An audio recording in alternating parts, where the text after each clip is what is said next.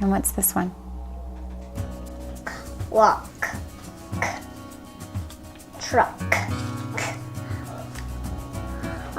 That was awesome. All right, let's do it again, Betty. Cat.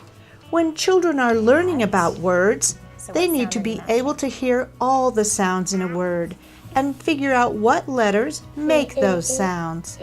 Then they need to learn what order the sounds are in. Boat. Cat.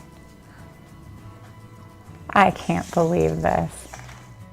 This means that they need to say the sounds of each letter in the word and then blend those sounds together to read the word.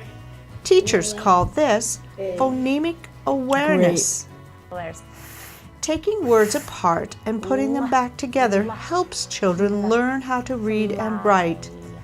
Children often need to practice these skills over and over before they get good at them. okay. The